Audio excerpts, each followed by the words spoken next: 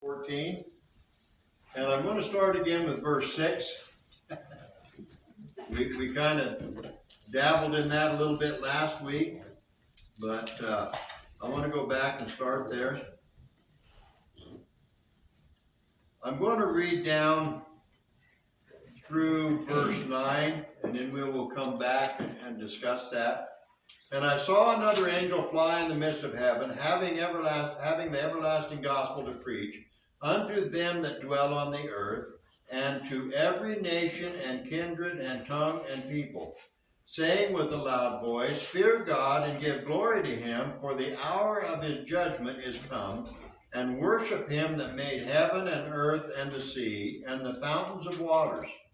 And there followed another angel, saying, Babylon is fallen, that great city, because she made all nations drink of the wine of the wrath of her fornication. And the third angel followed them, saying with a loud voice, If any man worship the beast and his image, and receive his mark in his forehead or in his hand, and then we'll go into the rest of that in a little bit. So as we go back up to verse 6, the first thing I want to stop and look at here, he says, And I saw another angel fly in the midst of heaven, having the everlasting gospel to preach unto them that dwell on the earth, and to every nation and kindred and tongue and people. So as we look at that,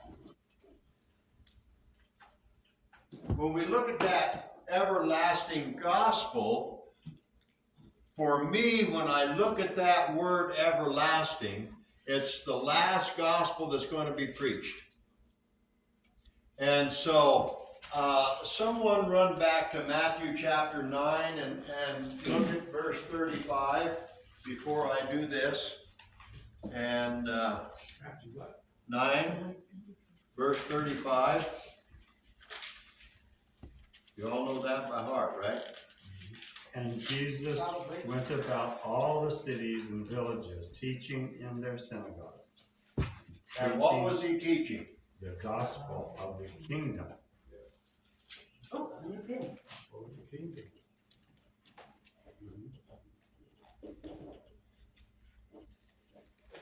Why was he preaching the gospel of the kingdom? We're moving on. Because the king was in their presence. And so, as he's preaching this gospel, he's also, remember, and I always say this, when you study Matthew especially, I mean, I understand we've got 4 gospels, and I understand they all talk about Jesus, and we learn from each one of them a little bit more information sometimes. But here in Matthew, we don't see this again. Matthew is the only place we see this. The reason being is because Jesus in his presence was bringing the gospel of the kingdom to his own. Yeah. Because when you talk about the gospel of the kingdom here, we're talking about he was bringing this to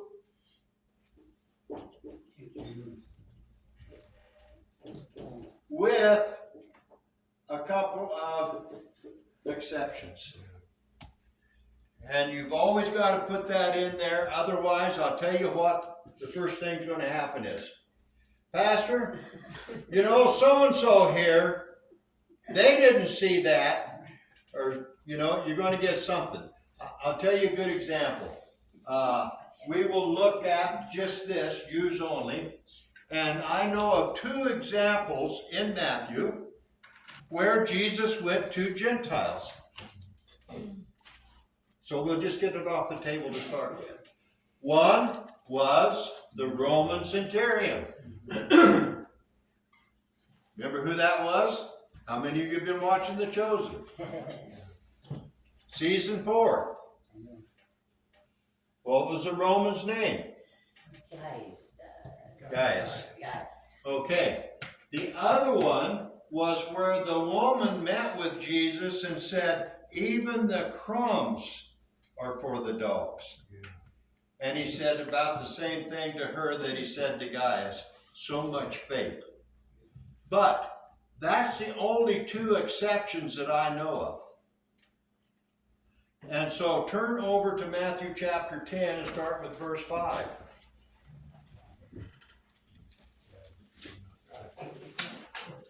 And read that slowly when you read that. To the Gentiles. Go not. So when he says go there, he says what? Go not. Go not. Big difference, huh? So as he's giving the disciples instruction, he's saying go not to the Gentile world, go not to even the Samaritans who were half Jewish. So he's saying go not to either one of those, but he also says, but go ye to the house of Israel, and there you will heal, you will do all of these things that it mentions there. So we see then that it was basically to go to the Jews only, right? Now I'm going to take you one more place, and this is further in the New Testament. Go to Acts chapter 11 and look at verse 19.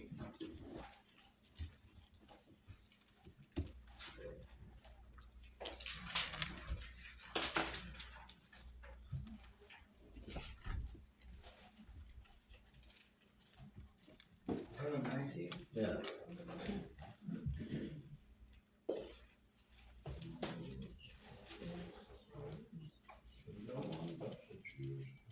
Okay, so we see then that even in Acts 11:19, it comes down to they were only preaching to who? The Jews. Who was that group of people, folks?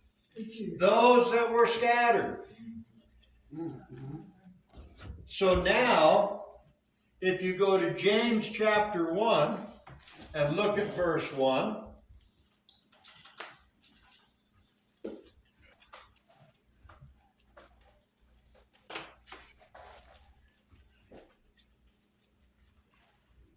who is James preaching to?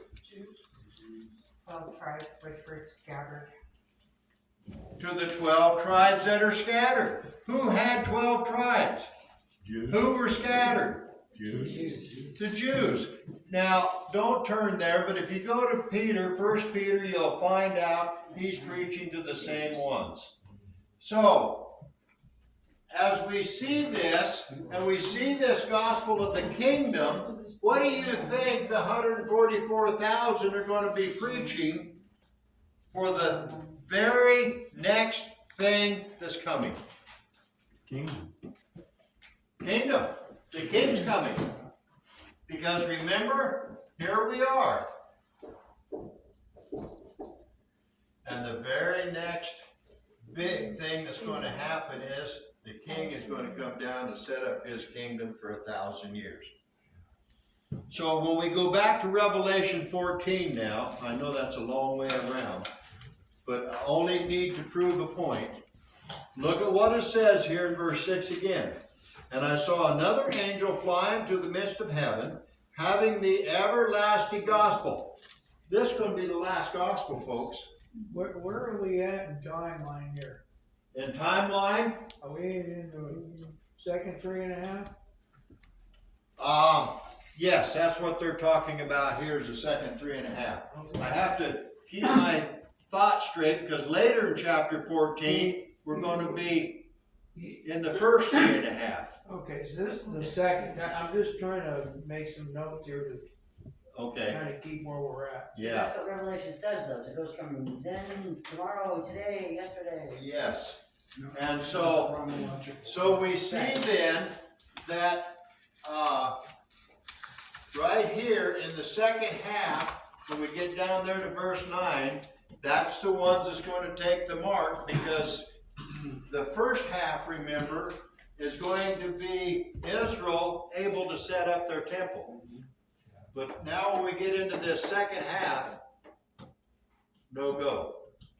Because he's already come in, they've already got to either take the mark or worship him or, and when they do that, that's going to be it.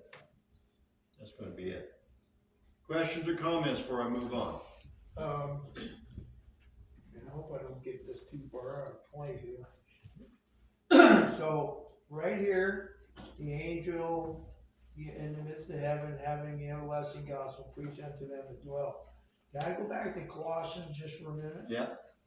Okay, in Colossians chapter 1:23, it says, if you continue in the faith, grounded and settled and not be moved away, which we've heard before from Paul, Right. in the hope of the gospel, which ye have heard, and which was preached to every creature under heaven. Yes.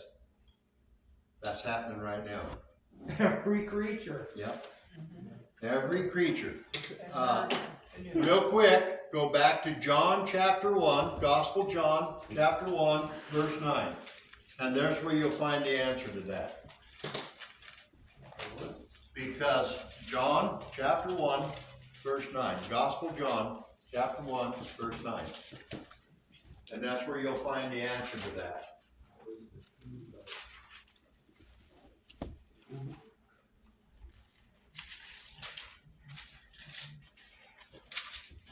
So we see then that because of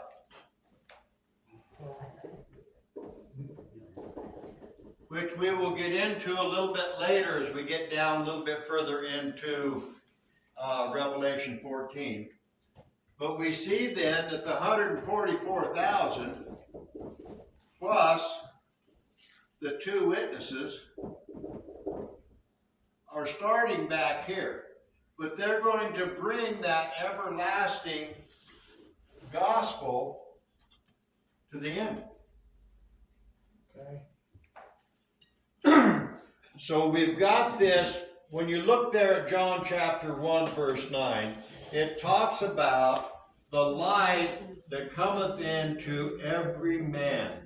So I don't care where you go, even tribes in the darkest, deepest places of Africa, if you listen to some of their rituals and some of their religious background, I'll use that word, you will see that most of them have beginning parents.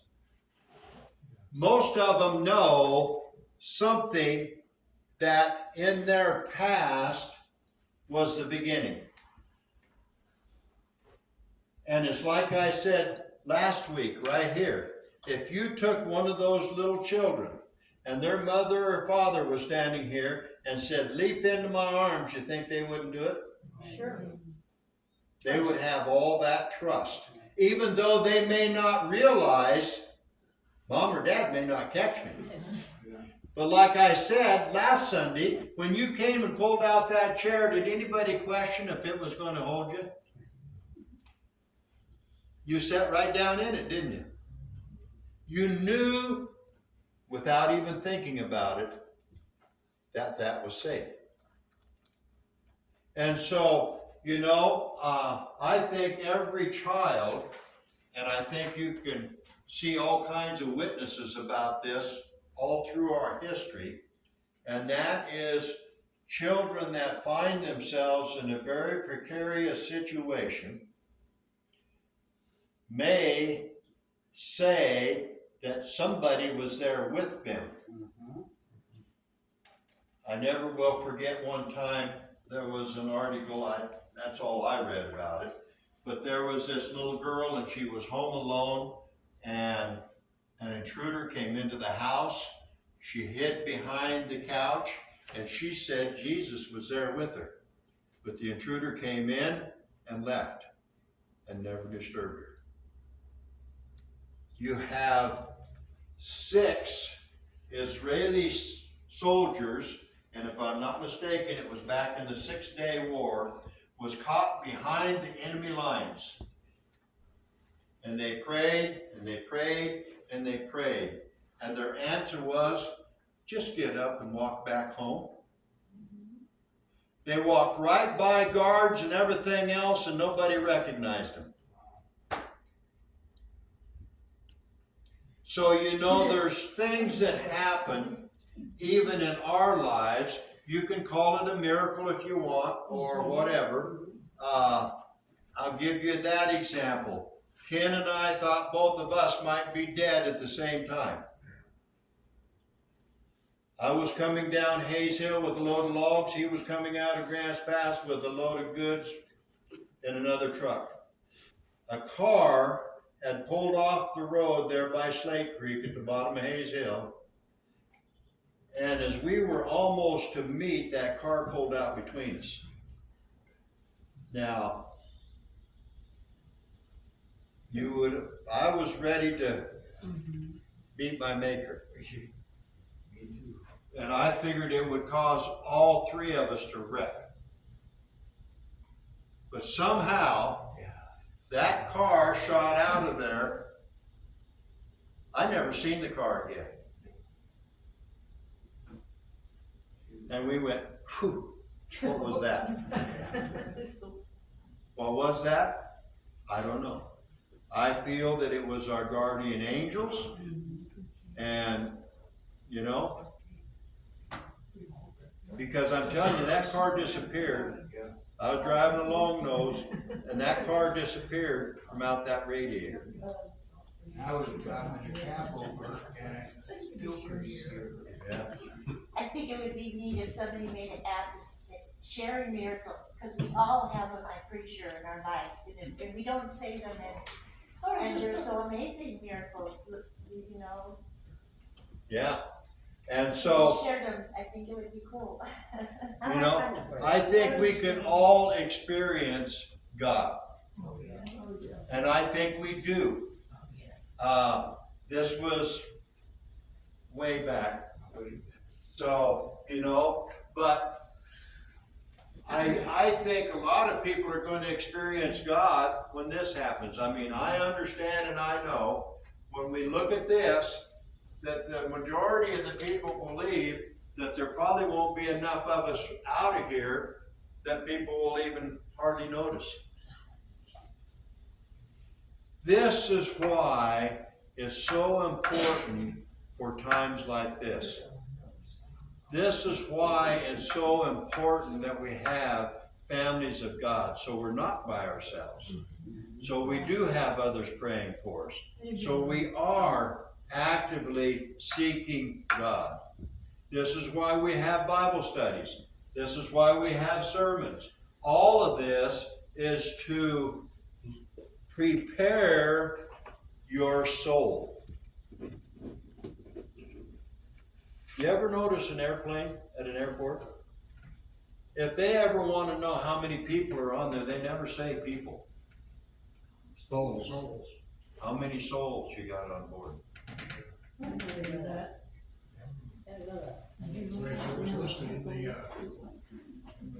Manifest, yeah. They are always wanting to know how many souls were on board. And because, what is it that needs to have the safety valve? Not going to be your flesh.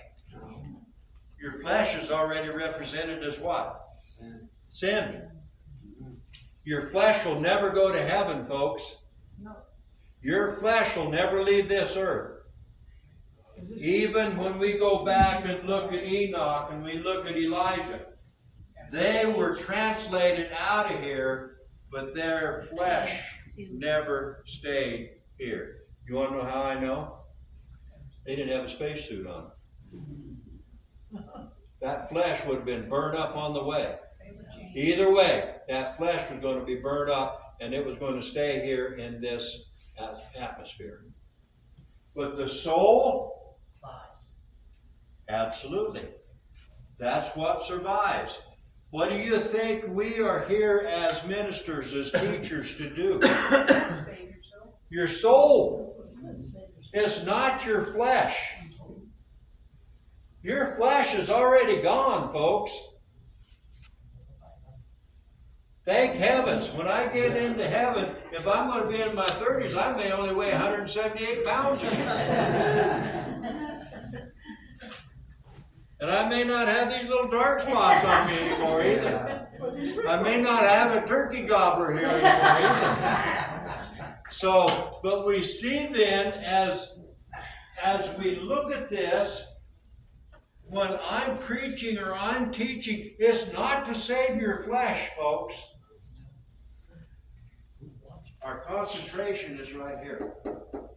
Your soul. That's what's going to heaven. That's what's going to be with Jesus forever. Never your flesh. Never does he say your flesh is going to be there. What's the difference again between the soul and the spirit? The soul consists of what? Emotions. Will and emotion. All right. Hey, I'm making progress.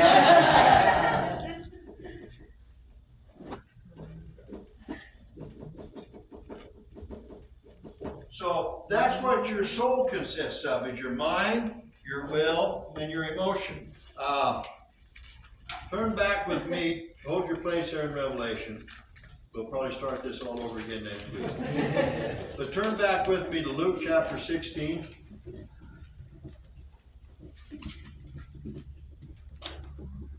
Luke 16.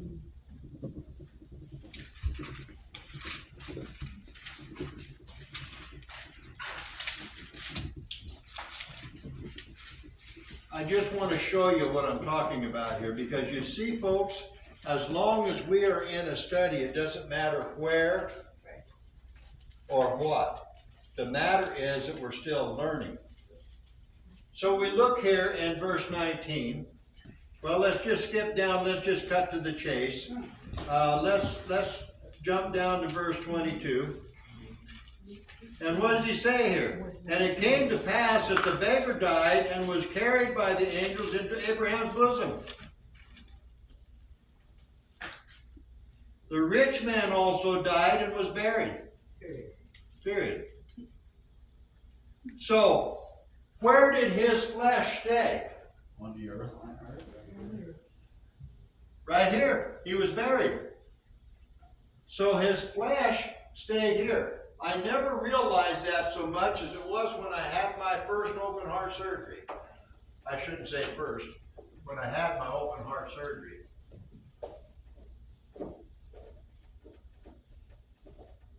And actually it was when I got my first stent.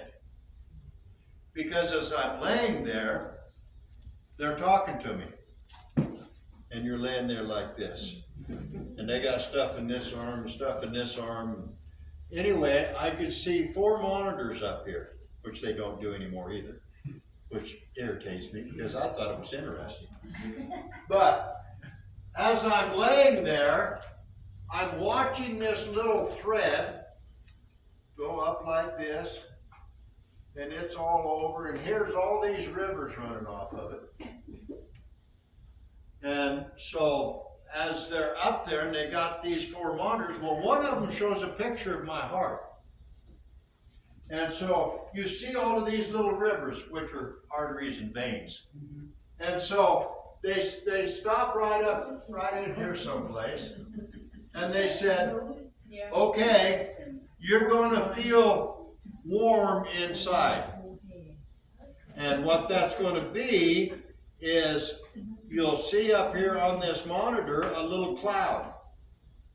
And what that cloud's going to do is, like smoke, it's going to run down these rivers. It's going to show us where the clog is. And sure enough, I said, I see it. That one right there, I mean, it just went right down there and stopped. Didn't go on to the end. Went right down there and stopped. And so then as time went by there for a few more seconds, you can see a little bitty tiny, like a little poof. That's all you see get through. Oh, you're 95% plugged on that one. But what I realized was, now when I die, if they give me an autopsy, what's one of the things they're going to look at? Your heart. It's not going to heaven with me. But what is the one thing that nobody can look at? Your soul. Your soul, which consists of what? They can't look inside that gray matter. They can look in there, but it's only for physical things. But they don't know where your mind is spiritually. What about your will? What can they determine there? Can't find that.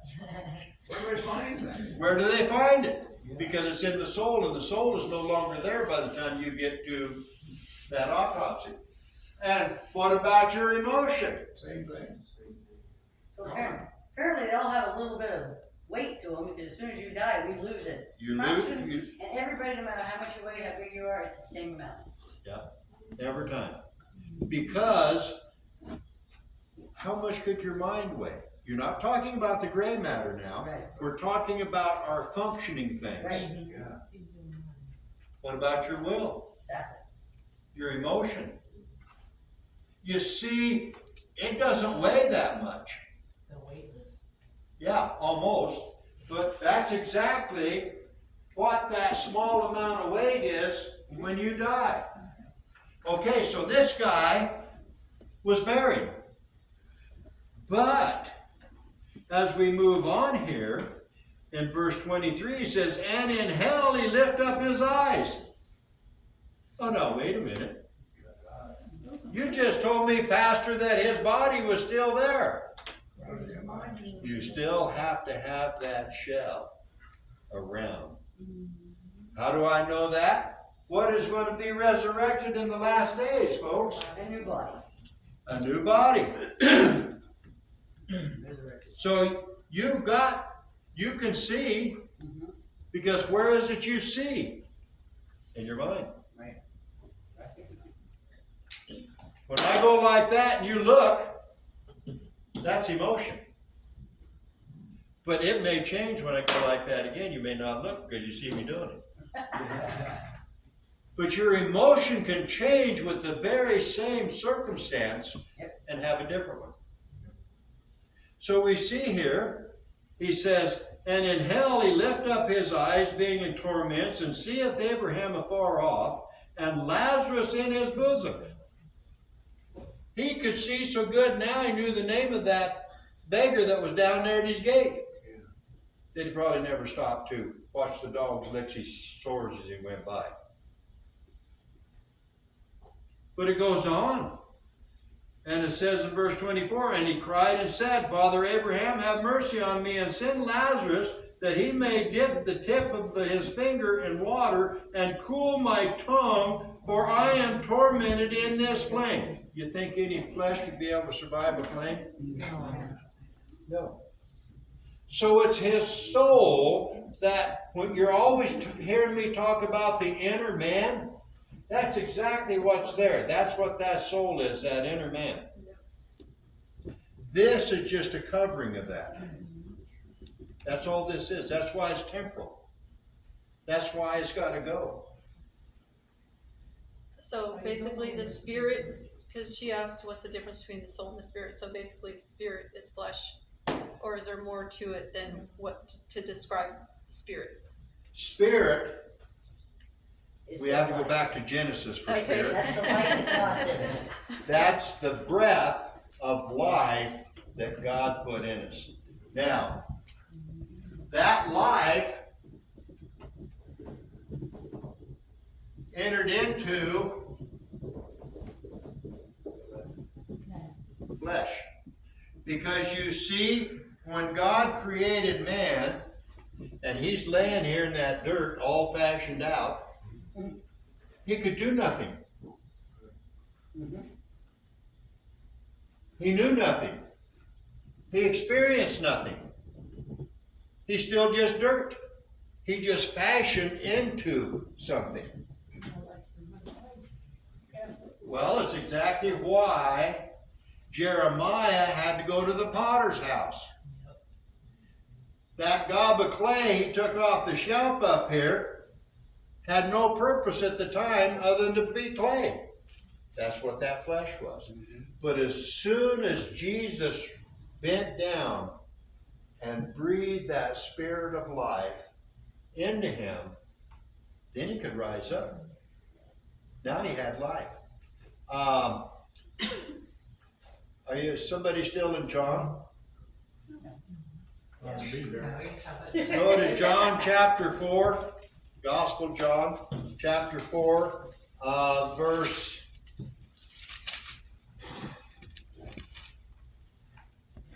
24.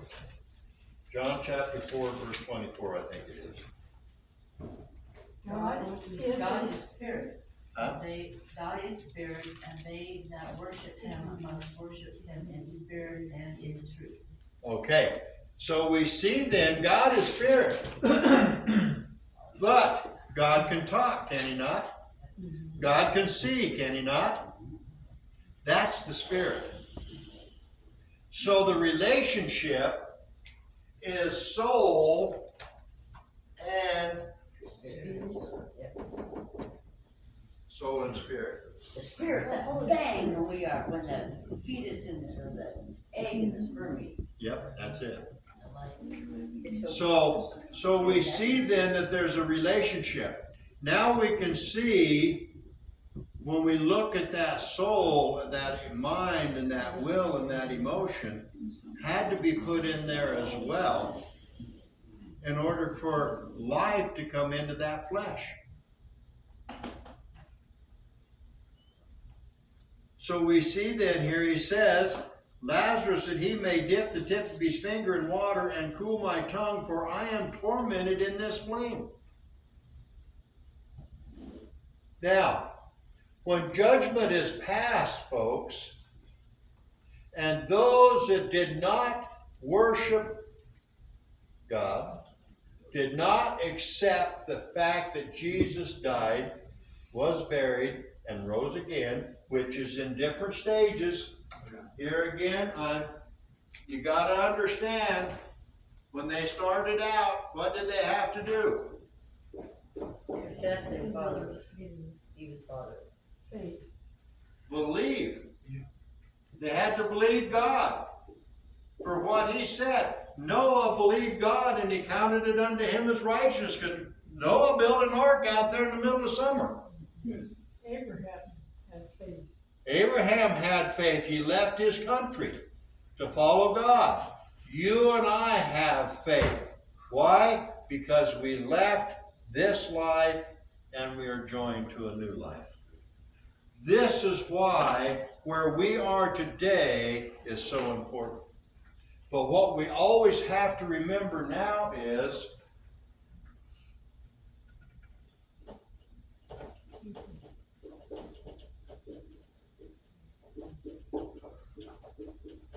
Jesus is the head. Not me, not you, not anybody else on this earth, but Jesus is the head of the body of Christ. We are only here, as Jeremiah puts it, as that vessel that we have been built to accomplish our ministry in. Questions or comments? You know, I was reading last night, said no one has ever seen God. No, they can't. God is a perfect spirit. He's like the wind. That's right. And we feel it, but we don't know where it comes from. And while you're there in John, somebody still in John? I am. Go back to chapter 1. You were in 4. Go back to chapter 1 and look at verse 14. And the Word was made flesh and dwelt among us, and we beheld his glory, and the glory of the only begotten Father, full of grace and truth. So we see then that the Word of God, which if you went to verse 1, in the beginning was the Word was with God, and the Word was God. Jesus. That Word came out of that determinate council back in Acts chapter 3, verse 22, I believe it is, and took on flesh. Why? Because now they could touch him. They could walk with him. They could talk with him.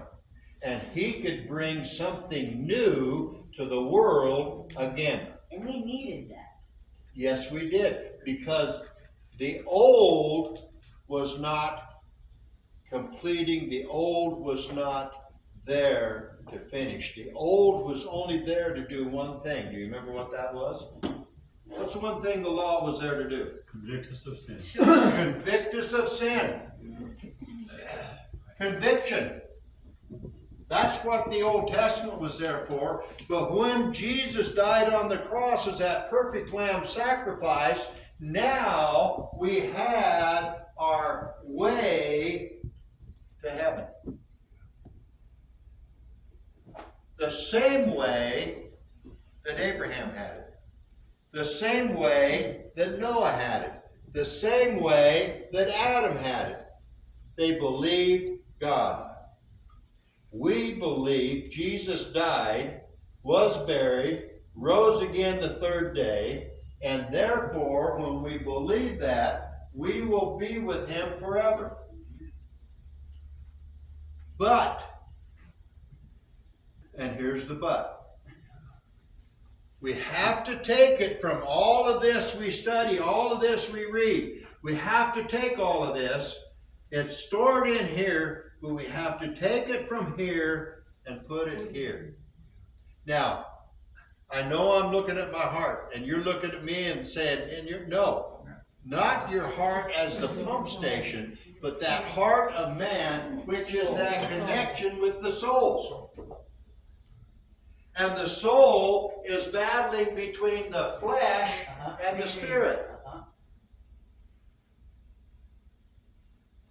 And that battle takes place in these three areas. That's where the battle takes place. I used to take 3 men. I know Ray was up there one time, you was up there one time, I don't remember who else was up there. But I would take 3 men and I'd line them up on the stage. And I'd say, this guy here represents the spirit. This guy represents the soul, which was always in the middle. And this guy represents flesh.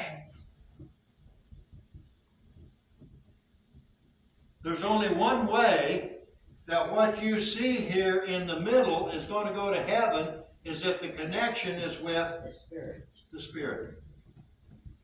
That's what we're here with, folks. That's our purpose. Your purpose and my purpose is to help others make that connection so that we all get to go to heaven. That's why the family of God is so important.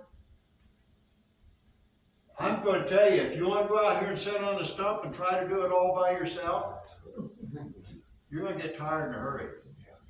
I know, I tried to preach one time all by myself. And it hurts when you get slapped down. Yeah. I tried it. It doesn't work. If you don't have that soul and that spirit connection, I'll tell you what, you're going to poop out really quick in your ministry. You're going to get tired. So if you look through the flesh from the soul, you don't see the spirit. No, you can't. Right. It's just like somebody put those blinders right there. God's gotta lift the veil. That's right. Well, that's another whole lesson. I love that lesson because 2 Corinthians explains that lesson really well. But because it talks about Moses, it talks about the veil, it talks about everything that goes on there in 2 Corinthians chapter, or I think maybe it's chapter 11. But anyway, you know,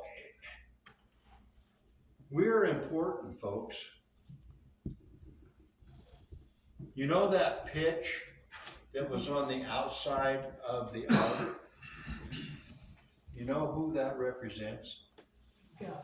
Jesus. Jesus. He's that glue that held everything together. Amen. You and I are the mortar today that's keeping morals somewhere above water. You and I are the ones today that have been given the assignment to reach out to others out there that's in our influence, that we meet with. And even to those that we don't know. And we're to do that by our actions and our words. That's how we're to do it.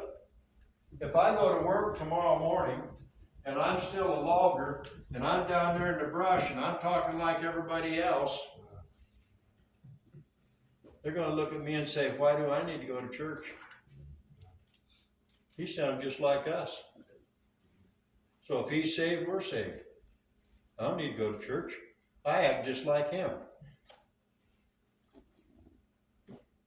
What's the first thing you do when your brother or somebody comes up to your child and all of a sudden that child has a word spitting out of their mouth that you've never heard before?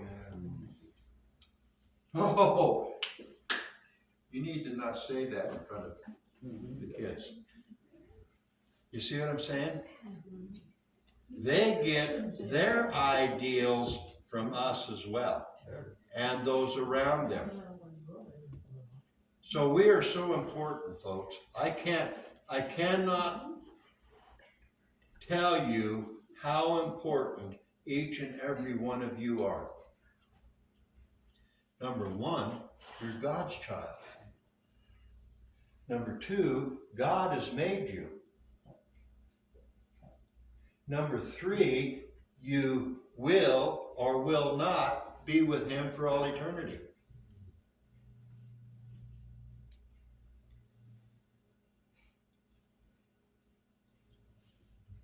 So we better stick together.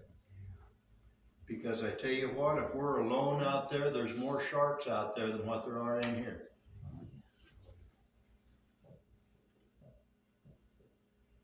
And you won't survive very long.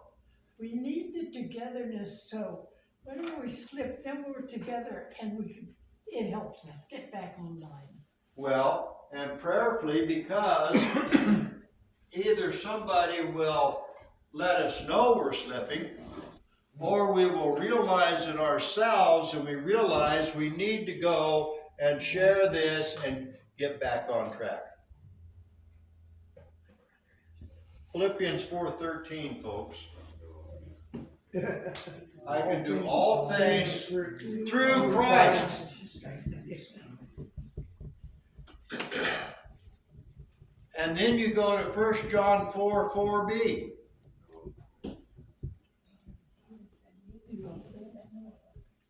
Greater is he that is in you, and I put you in there instead of us, but greater is he that's in you than he that is in the world. Think about these things, folks.